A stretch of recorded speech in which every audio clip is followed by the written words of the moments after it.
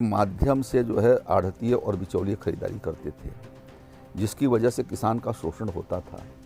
उस समय की सरकारों ने उनको एमएसपी पर खरीदारी ठीक प्रकार से नहीं की, लागत के 2 गुना कीमत तय की। उनके ज़माने में जो है वो बहुत ही कम एमएसपी उनको दी जाती थी। इस साल गेहूं की एमएसपी 1975 रुपये तय की गई, और जब यूपीए की मनमोहन सिंह जी की सरकार थी उस समय 1400 रुपये थी। साग सब्जियों पर से 45 आइटम से हम लोगों ने इस कानून के आने के पहले ही अपने राज्य के भीतर मंडी के भीतर भी बेचा जाता, तो उस पर मंडी शुल्क से हमने उसको बहाल कर दिए थे।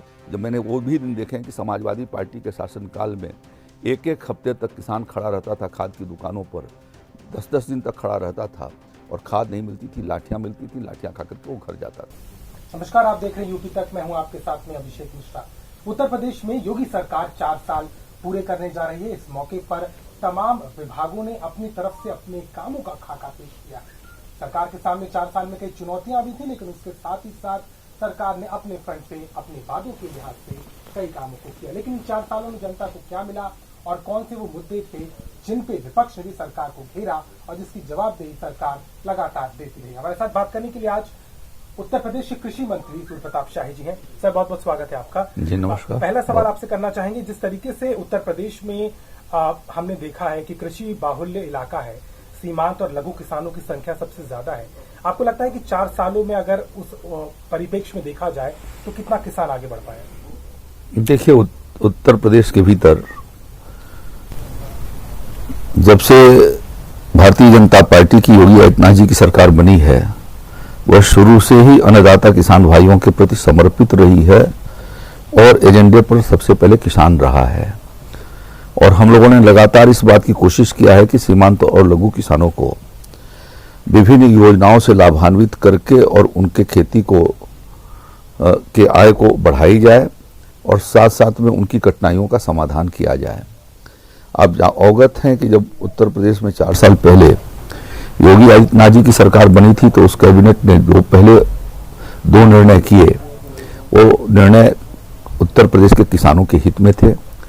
पहला निर्णय यह था कि हम उत्तर प्रदेश के सीमांत और लघु किसानों के, जिनकी संख्या लगभग 86 लाख के करीब थी, जिन किसानों ने राष्ट्रीयकृत बैंकों से केसीसी पर कर्जे लिए थे और 31 मार्च 2016 तक उनके ऊपर कर्जा बाकी था, ऐसे किसानों के कर्जा माफी का फैसला लिया और राज्य सरकार ने योगी जी के नेतृत्व में उनके उस निर्णय को 2 साल के भीतर क्रियान्वित करके और उत्तर प्रदेश के सीमांत और लघु किसानों को बहुत बड़ी राहत थी।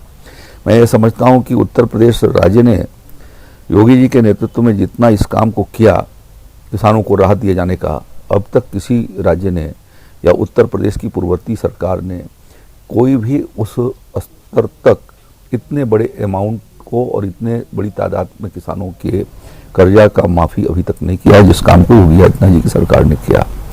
दूसरा उनका फैसला यह था कि हम किसानों को एमएसपी पर बड़ी मात्रा में खरीदारी करेंगे और उनके द्वारा परिश्रम करके जो अनाज पैदा किया जा रहा है, उससे बिचौलियों को हटा करके सीधा किसानों से खरीदारी करेंगे। और राज्य के भीतर लगभग 5000 क्रय केंद्रों को चला करके और 37 लाख मीट्रिक टन से ज्यादा उस समय गेहूं की खरीदारी करा करके योगी आदित्यनाथ जी की सरकार ने भारतीय जनता पार्टी द्वारा चुनाव के पूर्व जो ये जनता के बीच में संकल्प पत्र के माध्यम से जो रखा गया था कि हमारी सरकार बनेगी तो हम उस काम को पूरा करेंगे, उस दोनों ही मुद्दों को सरकार आते ही और तुरंत भारतीय जनता पार्टी की योगी आदित्यनाथ जी की सरकार ने उस पर निर्णय लिए और उसको क्रियान्वित किए। और उसका परिणाम यह है कि राज्य के भीतर अब तक हम लोगों ने 4 साल के भीतर, अभी हमारे पास सिर्फ 4 साल का कार्यकाल पूरा हुआ है, 1 साल बाकी है हमारे पास, ऐसे 4 वर्षों में हम लोगों ने 162,71,000 मीट्रिक टन से ज्यादा हम लोगों ने धान और गेहूं की खरीदारी किया और लगभग 66,557 करोड़ रुपए का सीधे खरीद किया, जिसमें कोई भी चौड़िया नहीं था, सरकारी एजेंसियों ने किया और सीधे हम किसानों के खातों में भेजे। उसमें हमारी प्राथमिकता रही है सीमांत और लघु किसान जिनको और महिला किसान उनको प्राथमिकता देकर के उन पर हम लोगों ने खरीद की। एक चीज में जब मैं ये देखता हूं कि उसके पहले के 5 साल समाजवादी पार्टी की सरकार की क्या भूमिका थी, तो समाजवादी पार्टी की सरकार में उस समय तक की कुल जो खरीदारी उन्होंने किया था वह खरीदारी कुल जो हुई थी उस समय 123.61 लाख लगभग 123 लाख मेट्रिक टन की, और गेहूं की खरीदारी हुई थी 94 लाख मेट्रिक टन की। और हम लोगों ने जो खरीदारी किया है, धान की खरीदारी हम लोगों ने जो उस समय किया वो खरीदारी हम लोगों ने किया, वो जो हमारी खरीदारी हुई वो 214 लाख 58 लाख मेट्रिक टन की हुई। तो यानी उनसे दोगुना से ज्यादा हमने खरीदारी किया। उन्होंने धान के मूल्य के रूप में 17,190 करोड़ रुपए 5 साल में किसानों को दिए थे। योगी जी की सरकार ने 4 साल के भीतर 37,539 करोड़ रुपए दिए, जो दूना से अधिक है। और इसी तरीके से उनके जमाने में 5 साल के भीतर 94 लाख मेट्रिक टन गेहूं की खरीदारी हुई, जिसका मूल्य जो है 12,808 करोड़ रुपया था। और हमारी सरकार ने 162 लाख मेट्रिक टन यानी लगभग उनसे दूना से भी ज्यादा हमारी सरकार ने गेहूं की खरीदारी किया, और 33,45,000 किसानों से खरीद करके 29,017 करोड़ रुपए की गेहूं की खरीद की। और इस प्रकार से पूरी खरीद जो है धान और गेहूं की 66,557 करोड़ रुपए की हुई है। तो इस प्रकार से जो हमने किसानों के जो कवरेज किए, वो किसानों के कवरेज भी जो है हमने 67 लाख से ज्यादा किसानों तक हम धान और गेहूं की खरीदारी की है। आंकड़े आपने बताया, आज आपने भी रिपोर्ट पेश की और उसमें ये तमाम चीजों का जिक्र भी हुआ है, लेकिन एक सवाल जो लगातार किसानों के सामने भी था वो था नए कृषि कानून को लेकर के जिस तरह की तस्वीरें दिखाई दी। आपको लगता है कि क्या सरकार किसानों के साथ लगातार वो संवाद करती रही, लेकिन अब किसान इन कानूनों को लेकर के सजग हैं? क्या उन्होंने जिस तरीके का रोष दिखाई दे रहा था, विपक्ष भी सवाल कर रहा था, उसको आप कैसे देखते हैं कि सरकार के लिहाज से? एक तो मैं साफ कर दूं कि इसमें आम किसान नहीं है, छोटे और लघु किसान उसके भीतर नहीं है। और पूर्ववर्ती सरकारों के भीतर जो व्यवस्था थी जिसको बनाए रखने की बात कर रहे हैं, उसी के माध्यम से जो है आढ़तिये और बिचौलिए खरीदारी करते थे, जिसकी वजह से किसान का शोषण होता था। उस समय की सरकारों ने उनको एमएसपी पर खरीदारी ठीक प्रकार से नहीं की, और एमएसपी भी बहुत कम रखा। जो यूपीए की सरकार और कांग्रेस के नेता जो आजकल बोलते हैं, 2014 के पहले 1310 रुपए धान की का एमएसपी था। मोदी जी के आने के पहले 1310 रुपए एमएसपी थी। मोदी जी के आने के बाद वो धान की एमएसपी 1868 रुपए हो गई। तो जिस आदमी ने 550 रुपए से ज्यादा एमएसपी बढ़ाई, उसको तो वो कहते हैं कि ये किसान विरोधी है। और जो बिल्कुल जो है, और मोदी जी की सरकार ने लागत के 2 गुना कीमत तय की। उनके जमाने में जो है वो बहुत ही कम एमएसपी उनको दी जाती थी।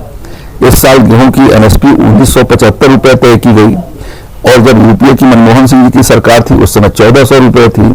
तो मोदी जी के आने के बाद 575 रुपए यदि एमएसपी बढ़ती है, तो मोदी जी की सरकार स्वाभाविक रूप से किसानों की हितैषी सरकार है। जिन लोगों ने उनका शोषण किया, उसी की वजह से किसान गरीब था, और इसीलिए इन कानूनों के भीतर मोदी जी की सरकार ने संशोधन किया, जिसके माध्यम से किसान को सही कीमतें मिल सकें, बीज के बिचौलिए उससे हटाए जा सकें, और खरीदारों और किसान के बीच का जो बीच के लोग जो पैसे उनके खाते थे वो पैसा सीधे किसानों तक पहुंचे। इसलिए इस किसान कानून का संशोधन किया गया। दूसरा, राज्यों के भीतर जो सीमाएं लगी हुई थी, उन सीमाओं को भी हटा करके एक देश और एक बाजार का व्यवस्था कर दी है। और जो कॉन्टेक्चुअल खेती की बात की जा रही है, वह कॉन्टेक्चुअल खेती की किसी भी किसान के ऊपर बाध्यता नहीं है। वो गलत ढंग से इस बात को कह रहे हैं, गलत तथ्यों के आधार पर कह रहे हैं कि आपकी जमीन को जो है वो पूंजीपति लेता जाएगा। पूरे उस कानून के भीतर कहीं पर भी जमीन के लीज किए जाने या पट्टा किए जाने या विक्रय किए जाने का प्राविधान नहीं है और स्पष्ट रूप से उसमें मनाही है कि यह नहीं किया जाएगा। फसलों की क्रॉप का जो है वो एग्रीमेंट होगा कि आप यदि किस वैरायटी के फसल लगाते हैं, यदि आप बासमती लगाते हैं, यदि आप काला नमक चावल लगाते हैं तो स्वाभाविक रूप से आपको कीमतें ज्यादा मिलेंगी, तो आपको क्यों वादा किया जाए कि नहीं आपको एमएसपी के रेट पर ही बेचना है। इसमें जो किसान संगठन है राकेश टिकैत की अगर हम बात करें तो वो तो ये कहते हैं कि सरकार जिस मूल्य पर लेती है उसके अलावा जो अनाज बिकता है, जो प्राइवेट प्लेयर्स लेते हैं, क्या उस पर कानून बना करके एक मिनिमम सपोर्ट नहीं हो सकता कि इसके नीचे नहीं बिकता? देखिए, जो बाजार है वो अंतरराष्ट्रीय भाव से नियंत्रित होता है।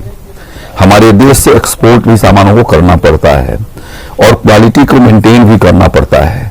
तो जब तक क्वालिटी और गुणवत्तापूर्ण उत्पादन नहीं होगा तब तक हमारा जो है उत्पाद जो है वो दूसरे देशों को नहीं जा सकेगा, और जब तक दूसरे देशों को नहीं जा सकेगा तब तक अच्छी कीमतें किसान को नहीं मिल पाएगी।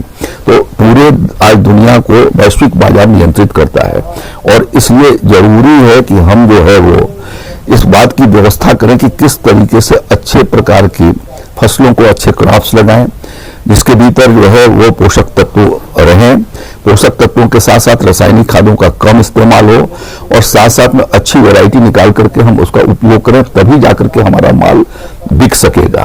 तो यह किसी के ऊपर कंपल्सरी नहीं किया जा सकता। जो व्यापार करने के बाहर के लोग हैं कि नहीं आपको तो इसी रेट से जो है वो हम आपको खरीदने के लिए हम बाध्य कर दें। जहां तक एमएसपी तय करती है राज्य सरकार, केंद्र सरकार तय करती है और राज्य सरकारें उसके लिए अपने क्रय केंद्र चलाती हैं। हमारे राज्य के भीतर आढ़तियों को और बिचौलियों को उसके भीतर कोई लाइसेंस नहीं दिए जाते हैं। पंजाब के भीतर आढ़तियों के माध्यम से खरीदारी होती है और वहां का मंडी शुल्क भी वहां पर लगता है, जिसका 8.5% पंजाब के किसानों को मंडी शुल्क देना पड़ता है और आढ़तिया शुल्क देना पड़ता है। हमारे राज्य के भीतर यदि मंडी के बाहर कोई भी बिक्री आप करते हैं तो उसके ऊपर कोई मंडी शुल्क नहीं है, वो मुक्त कर दिया गया है। मंडी के भीतर हम आप आकर के व्यापार करते हैं तो मंडी के भीतर आपको जो है वो 1% का मंडी शुल्क देना होता है, 0.5% का सेस देना होता है। हम लोगों ने अपनी 2.5% को घटा करके हमने 1.5% कर दिया है, लेकिन बाहर के लिए कोई इस तरीके के मंडी शुल्क का प्रावधान जरूरी थे, इस कानून से समाप्त कर दिए गए और इसलिए राज्य के भीतर उसको समाप्त कर दिया है। साग सब्जियों पर से 45 आइटम से हम लोगों ने इस कानून के आने के पहले ही अपने राज्य के भीतर मंडी के भीतर भी बेचा जाता तो उस पर मंडी शुल्क से हमने उसको बाहर कर दिए थे। तो जो हमने किसानों के हित में जो कदम उठाए हैं वो इसलिए उठाए हैं कि प्रधानमंत्री जी ने एक लक्ष्य रखा कि किसान की आमदनी दोगुना हो और उस दृष्टि से ये सारे कदम उठाए जाने जरूरी थे। यदि पहले के ही कानून ठीक थे, यही पहले पर जैसा मैंने आपको बताया कि 2014 के तुलना में हम लोगों ने 4 साल के भीतर उससे ज्यादा दोगुनी की खरीदारी किया और जो कीमतें गई वो कीमतें 2 गुना से ज्यादा किसान को हमने भेजने के प्रयास किए। उनके जमाने में जो है वो धनराशि गई 29,999 करोड़ की और हम लोगों के जमाने में किसान को एमएसपी पर जो पैसे गए वो 66,557 करोड़ के गए। तो यदि हमारी व्यवस्था अच्छी नहीं है तो यदि अच्छी नहीं है तो हमने इतने बड़े पैमाने पर किसानों की खरीदारी कैसे किया। जो लोग नकारा थे, जिन लोगों ने किसानों के लिए कुछ नहीं किया, जो सुधार करने चाहिए थे वो सुधार को नहीं किए और किसानों को बिचौलियों से लूटने दिए, जिनकी वजह से किसान कर्जदार हुआ, वह कानून आज क्यों बना करके रखा जाए ये उनको पहले बताया, उनको खुद बताया। कृषि कानून के इतर अगर हमारे उत्तर प्रदेश गन्ने का सबसे बड़ा उत्पादक राज्य है और पश्चिमी उत्तर प्रदेश में तो एक पूरी बेल्ट है जो अब देश के कुल उत्पादन में बहुत बड़ी हिस्सेदारी रखती है। आपको लगता है कि जिस तरीके से किसानों के गन्ने का जो बकाया दिया जाना था पिछली सरकारों से लेकर अभी तक, उसमें अभी भी 8 से 9 महीने का पैसा जो है अभी भी चल रहा है दिया जाना, इसको कितना आप कर पाए हैं और आपको लगता है कि ये इसमें फुल तरीके से कैसे किसानों को मिल पाएगा? देखिए, हम लोग जब आए थे तो 2017 में 4 सालों का बकाया था, 13, 14, 14, 15, 15, 16, 16, 17 का। उस सारे बकाये का भुगतान योगी आदित्यनाथ जी की सरकार ने कराया है और इन 4 वर्षों में किसान को 1,25,000 करोड़ रुपए से ऊपर का की धनराशि उनके खातों में गई है। यानी 1 लाख करोड़ से भी ज्यादा, 25,000 करोड़ रुपए की धनराशि उनके खाते में गई। और इस प्रकार से ये सुनिश्चित कराया है कि गन्ने का भुगतान समय से किया जा सके और पूरा किया जा सके।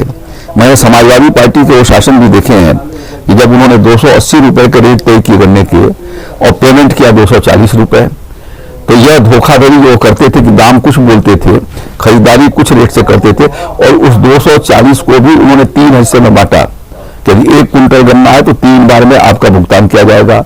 आज योगी जी की सरकार में 1 कुंटल गन्ने का दाम एक साथ भुगतान किया जाता है। जितना हमने 320 रुपए के रेट रखे हैं, 320 रुपए के रेट से भुगतान किए जाते हैं। हम लोगों ने इस बीच में जो है वैरायटी को सुधार करने के प्रयास किए। हमने उसके बीच में टंच विधि ले जाकर के पहुंचाया और विभिन्न प्रकार के टिश्यू कल्चर के माध्यम से और नर्सरी लगा करके गन्ना उगाने का हमने प्रशिक्षित करने का प्रयास किया। उसका परिणाम है कि खेत वही है, लेकिन उत्पादन आज जो है वो 200 कुंटल से ज्यादा गन्ना का उत्पादन बढ़ा है। समय पर हमने किसानों को खाद दिए हैं, समय पर हम लोगों ने उसके लिए बीज की व्यवस्था किया है, समय पर हमने पानी की व्यवस्था किया है, और उसके परिणाम स्वरूप और किसान को समय पर जो है उनको निवेश किए जाने के लिए केसीसी के माध्यम से धनराशि उपलब्ध करवाई है। उसके परिणाम स्वरूप राज्य के भीतर जो 2015-16 में 18,000 करोड़ रुपए का गन्ना होता था, अब बढ़ करके वो जो है 35,000 करोड़ रुपए का हो रहा है। खेत वही है, किसान वही है। टेक्नोलॉजी को पहुंचाने, समय से सिंचाई के साधनों को पहुंचाने, समय से खाद को पहुंचाए जाने के कारण आज वह उत्पादन इतना बढ़ करके हुआ है। और मुझे बताने में प्रसन्नता हो रही है कि राज्य के भीतर अब जो है वो 1118,000 करोड़ टन का गन्ना उत्पादन आज राज्य के भीतर हो रहा है। पश्चिमी उत्तर प्रदेश का किसान क्यों नहीं खुश है? वो क्यों बार बार ये बात की तस्दीक करता है? ये आप इस बात को कह रहे हैं। पश्चिमी उत्तर प्रदेश का किसान बहुत ही प्रसन्न रहा है। राज्य के भीतर हमारी नीतियों का ये परिणाम है कि राज्य जो है किसी भी किसान आंदोलन के साथ जुटा नहीं। कुछ लोग ऐसे हैं जो गलत तथ्य रख करके उनको भ्रमित करने का प्रयास किए हैं, और उनकी वजह से कुछ स्थानों पर दिक्कतें आई हैं जिनके समाधान निकालने का हम लोगों ने प्रयास किया है। पूरे उत्तर प्रदेश में पिछले 4 साल में कहीं पर भी किसान के ऊपर लाठी नहीं चली, कहीं किसान के ऊपर गोली नहीं चली, न उसका चलने का हम लोगों ने मौका दिया, और न हम चाहते हैं कि इस तरीके का किसान के साथ कोई दुर्व्यवहार हो। जब मैंने वो भी देखे हैं कि समाजवादी पार्टी के शासनकाल में 1-1 हफ्ते तक किसान खड़ा रहता था खाद की दुकानों पर, 10-10 दिन तक खड़ा रहता था, और खाद नहीं मिलती थी, लाठियां मिलती थी, लाठियां खा करके वो घर जाता था। वो स्थिति नहीं है। राज्य के भीतर बुंदेलखंड में किसान आत्महत्या कर रहे थे, कोई ऐसा दिन नहीं गुजरता था जिसमें 3-4 किसानों की आत्महत्या न हो जाती हो। आज राज्य के भीतर वैसी स्थिति नहीं है। हमने समय पर उनकी खरीदारी किया है, समय पर उनका भुगतान किया है। हमने कोशिश किया है कि योजनाओं का लाभ उनको ठीक से तक पहुंचाया जाए, और उसी का परिणाम है कि राज्य के भीतर खाद्य उत्पादन भी बढ़ा है, और रिकॉर्ड उत्पादन 604 लाख मीट्रिक टन हुआ। पिछले 4 वर्षों से उत्तर प्रदेश राज्य देश का सर्वाधिक खाद्यान्न उत्पादन करने वाला प्रथम श्रेणी पर खड़ा है। यह हमारे राज्य के किसान भाइयों के परिश्रम से, सरकार की नीतियों से, कृषि विभाग और अन्य जो हमारे सहयोगी विभाग हैं उनके सहयोग से यह संभव हो पाया है। और जितना बड़ी मात्रा में खाद्यान्न उत्पादन बढ़ा है, उसी मात्रा में हम लोगों ने उनकी एमएसपी पर खरीद सुनिश्चित किया है, और बराबर भी एमएसपी पर खरीद होती रहेगी। अभी गेहूं की फसल खेत में है, लेकिन हमारे मुख्यमंत्री जी ने इस बात को स्पष्ट रूप से कहा है कि राज्य के भीतर 6,000 हम क्रय केंद्र चलाएंगे, और 50 लाख मीट्रिक टन से ज्यादा हम गेहूं की खरीदारी करेंगे। यदि किसानों की जरूरत होगी तो लक्ष्य से आगे बढ़कर के भी खरीदारी करेंगे। हमने 18-19 में लक्ष्य से आगे बढ़कर के गेहूं की खरीदारी किया, 19-20 में लक्ष्य से आगे बढ़कर के 56 लाख मीट्रिक टन हम लोगों ने गेहूं की खरीदारी किया। इस साल हम लोगों ने 67 लाख मीट्रिक टन गेहूं की खरीदारी किया। तो यह योगी जी की सरकार मिशन मोड में किसानों के कल्याण के लिए समर्पित है, और उस हिसाब से हम लोगों ने कदम उठाए हैं। जो भी आपने बताए हैं वो दिखाते हैं कि किस तरीके से काम हो रहा है, लेकिन एक जो समस्या किसानों के सामने, खासतौर पर बुंदेलखंड का आपने जिक्र किया कि जो आवारा पशु हैं वो उनकी पूरी फसलों को खराब कर रहे हैं।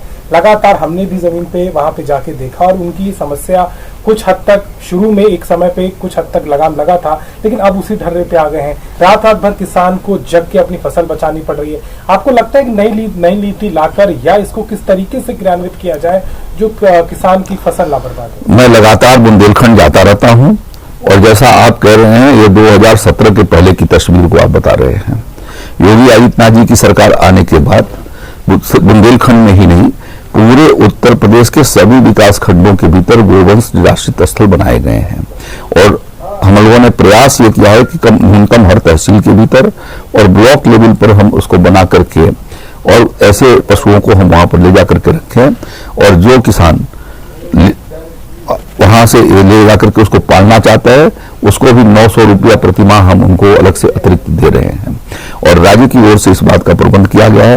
लगभग 6 लाख से अधिक मवेशियां आज निराश्रित गोवंश स्थल में रह रही हैं जिनका रखरखाव राज्य सरकार अपने सरकारी खजाने से कर रही है और आने वाले दिनों में इस बात का प्रयास है कि सभी न्याय पंचायतों में भी इस तरीके के कदम उठाएंगे जहां पर हम उनको ले जाकर के रख सकेंगे और पशुओं से होने वाली क्षति को हम बचा सकें। इन सबके बावजूद भी राज्य के भीतर बेहतर उत्पादन हुआ। इसका मतलब यह है कि हमारी व्यवस्था ठीक चली है और पिछले 4 साल के भीतर 50 लाख मेट्रिक टन से ज्यादा खाद्यान्न का उत्पादन बढ़ा है और लगभग 50 लाख मेट्रिक टन से ज्यादा गन्ने का उत्पादन बढ़ा है। तो ये यदि अच्छी हमारी नीतियां न होती, जो उनकी आवश्यकता, जो इनपुट की आवश्यकताएं थी समय पर पूरा न की गई होती तो शायद ये संभव नहीं होता और इसीलिए मेरा ये स्पष्ट रूप से आपसे कहना है कि योगी आदित्यनाथ जी की सरकार ने मिशन मोड पर किसान कल्याण का काम किया है। लगातार वनडे से जो है वो किसानों के प्रति समर्पित रही है और जैसी कठिनाइयां आई हैं उनका हम लोगों ने निराकरण निकाला है, आगे भी समाधान निकालने के लिए तैयार है और इसके लिए लगातार हम ब्लॉक लेवल पर किसानों के साथ संवाद कर रहे हैं, उनको कृषि यंत्रों से युक्त कर रहे हैं, उनको सोलर से हम युक्त कर रहे हैं जिससे कि हमारे किसान भाइयों की कटाइयों का समाधान हो सके। साल में आपकी क्या प्राथमिकताएं होंगी?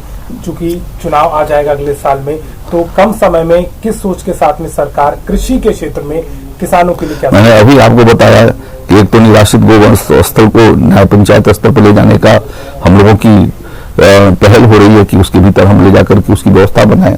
साथ साथ में लगभग 8 सिंचाई परियोजनाओं को इस 1 साल के भीतर पूरा किए जाने का माननीय मुख्यमंत्री जी ने बार बार ये आपके बीच में रखा है, जिसके माध्यम से राज्य के भीतर 16.5 लाख हेक्टेयर जमीन की सिंचन क्षमता बढ़ाई जा सकेगी। 16.5 लाख हेक्टेयर में यदि वो सिंचाई क्षमता बढ़ती है तो स्वाभाविक रूप से किसानों को एक बहुत बड़ी राहत मिलेगी और उनका उत्पादन आगे की ओर बढ़ेगा। ये हम लोगों ने साफ इस बात को कर दिया है कि राज्य के भीतर एपीएमसी के द्वारा, राज्य सरकार के द्वारा चलाई जाने वाली कोई भी मंडी बंद नहीं की जाएगी। हम लोगों ने इस साल पहली बार ऐसा शुरू किया कि मंडियों के भीतर भी एमएसपी के क्रय केंद्र हमने संचालित किए और आगे भी उसको हम क्रय केंद्र संचालित करने वाले हैं।